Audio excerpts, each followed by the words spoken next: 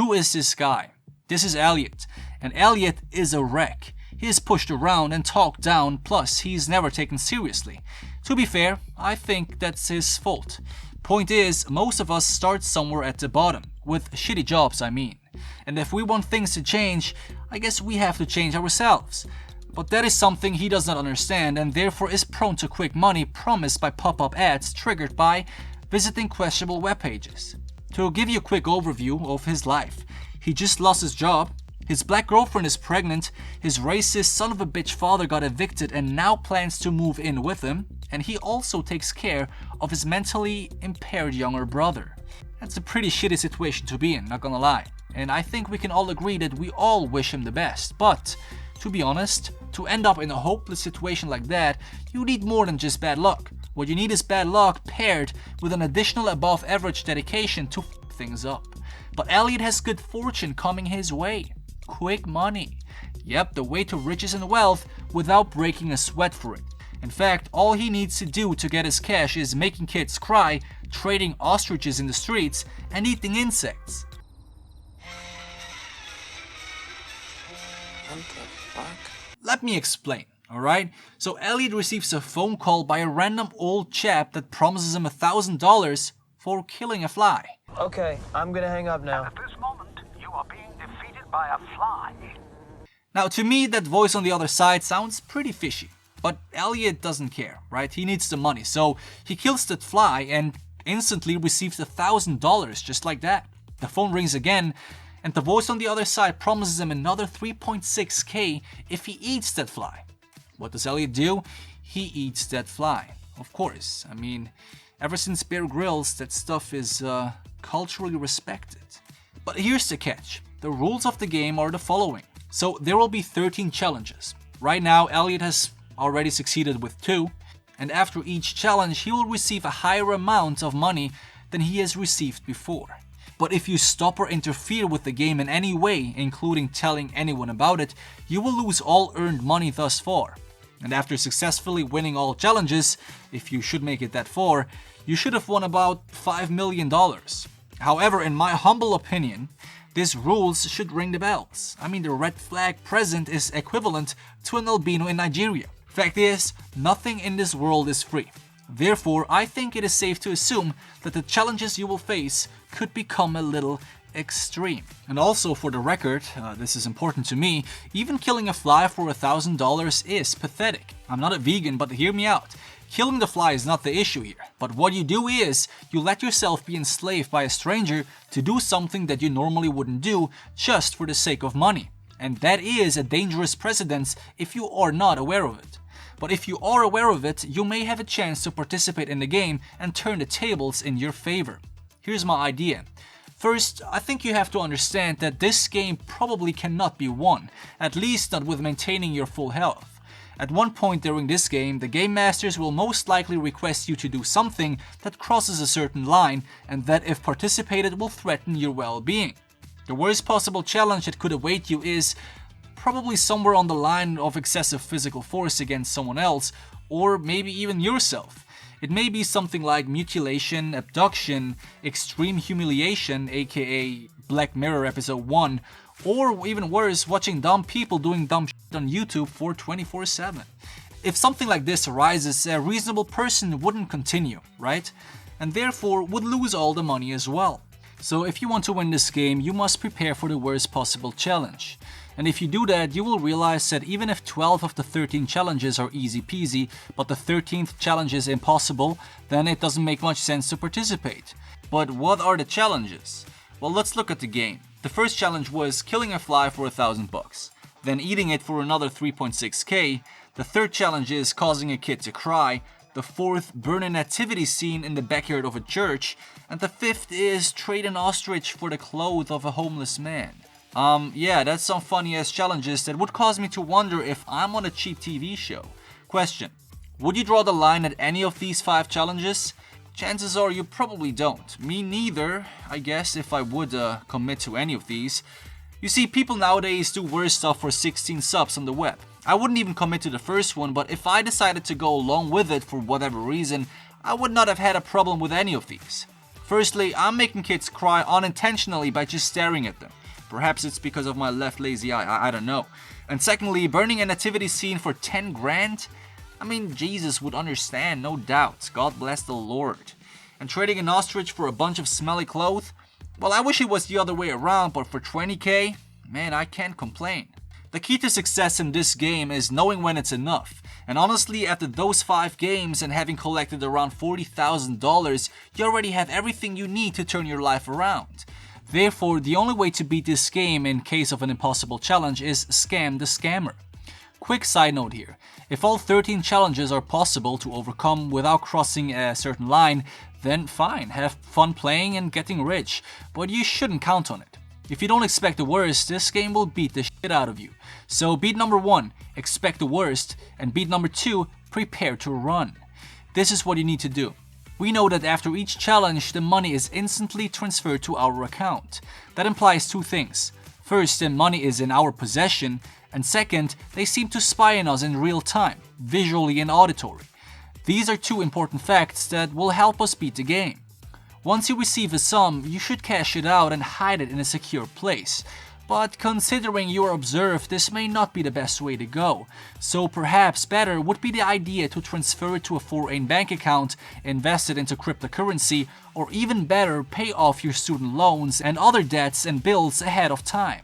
This prevents the game master to cancel the transactions if you should stop playing the game.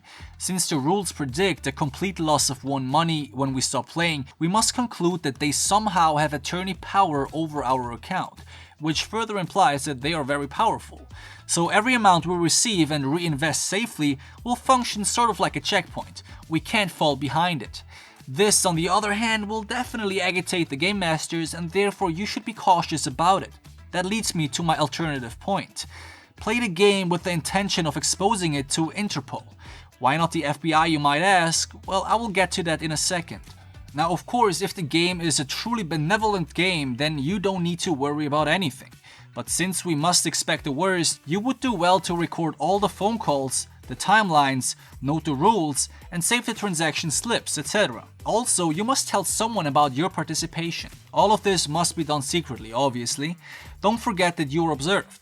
You must consider the fact that your home and clothes are bugged. There are probably hidden cameras everywhere, and 1 or more people are steadily following you, most likely as well. The guy's eyes? That's him. That's the man. Who? You should also tell someone about it, preferably someone close to you. Don't forget that you are observed, your environment is probably bugged, and you can't ignore the possibility of video surveillance either. Therefore, I would make an appointment at a local massage parlor, get my partner in crime in there too, take off my clothes and let's get it on.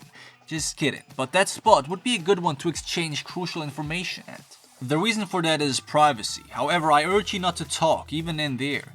Do it like the Soviets did. Write your dialogue on a piece of paper and pass it back and forth. Another thing that works fine is turn up some music and whisper in each other's ears. When things are starting to go downhill or you decide to stop playing the game, the gathered information will help you to seek professional help. The best place to get help from is Interpol, especially since they are much harder to corrupt because they are ruled internationally. Forget about your local police station, they suck. I think that should be clear by now. They aren't much help and you cannot allow yourself to slip. With this method, you secure your family's well-being, and with the method before, we have figured out on how to keep the money. Do what I have said before and get the fuck out of this country. Of course, Elliot doesn't do any of this because Elliot likes flashy pop-up ads and doesn't think much further than the digits in his bank account. But for now, let's have a look if any of the 5 next challenges are more problematic. Number 6 is having a cup of coffee with a dead body. What? Yep, I know. He has time until 4 p.m. to be at the local cafe 2 blocks away, including that stranger that he has found dead in his apartment. I think it is safe to say that at this point, most people would stop playing and just let it be. The reasons for that are more than obvious, and I don't think there are many people that are f***ed up enough that would actually continue playing this game. Firstly, that grown-up male body is probably around 200 pounds. You'll have a hard time just getting it out of the tub. That's problem number 1. Problem number 2 is it's a dead body. If you were doing this for 50 grand only, then I have a better idea for you. Visit the countryside, look out for an ATM at least 45 minutes away from the next police station, and blow that shit up. You're welcome. And oh, by the way, this is purely hypothetical, thank you. But what does Elliot decide to do? I'll have a cheeseburger. The Bernard's burger? Yeah, it sounds great. Doesn't look very pleasant, does it? And the police entering doesn't make it much more comfortable either. Two things here. First, why in God's name would you lift up the dead body from the wheelchair and carry it into the cafe? I mean, a wheelchair is a chair on wheels. You get the point, right? How about rolling in? Elliot barely succeeds this challenge, and after having to sneak his way through confronting the police officers that, surprise surprise, didn't figure out anything, he is able to convince them and just leave as if nothing happened. Oh, and by the way, because of that bold move of tricking the police officer, he has also surpassed Challenge 7. Elliot leaves the cafe while not bothering to take his new buddy with him. Surely having a bunch of police officers in the back doesn't make it easier, but that's exactly why you should have used that miraculous invention called the wheelchair. Anyway, the phone rings again, but this time the voice on the other side shares different information. He tells Elliot that the crimes he has so far committed will put him in jail for 10 years. Oh boy, didn't see that coming, Einstein. But the voice continues, he need not worry, because if he is able to win all 13 challenges, the Game Masters will make all those charges go away. It should be obvious that what they're doing is playing mind games here. They push you into committing shady stuff and then present themselves as your savior. If you fall for that, then you deserve it. In my opinion, something like that was bound to happen. It really didn't surprise me at that point during the movie. But if you did what I have shared so far in this video, then you would have been sufficiently prepared for such a case. At this point, it's pretty much over. If you have touched that dead body from before and did what they ask you to do, you crossed a line that you would have better left out. However, if you at least gather some information about the calls, especially recorded the phone calls themselves, this is the best timing to come clean and turn yourself in. Well, that is the best thing you could possibly do right now. Elliot decides to accept Challenge 8 and cuts off the arm of his former school bully. Yeah, that escalated quickly, huh? So apparently this guy used to bully Elliot back in primary school. How original. Anyway, there is one curious thing that happens here. That guy voluntarily offers his arm to be cut off. Elliot realizes that he is paid to do that, meaning he is another participant in that game. Now Elliot proceeds and cuts off the arm. In my opinion, that was the dumbest move so far, because if you have another participant in front of you that is playing the same game, but his challenge forces him to cut off his limb, then what do you think is coming up next for you? Exactly, most likely the same type of stuff. Question at this point for you, for how much money would you cut off your right arm or left arm, whichever is your main side? For me, I wouldn't do it. I personally, not for $100 million, I wouldn't do it. Would I? For $100 million? I'm not sure. Now, the next two challenges aren't as bad, surprisingly. Next up is Humiliation, and so Elliot has to break the inventory of the engagement dinner party of him and his wife. Now, that sucks, of course, and people will look at you as if you're a crazy person.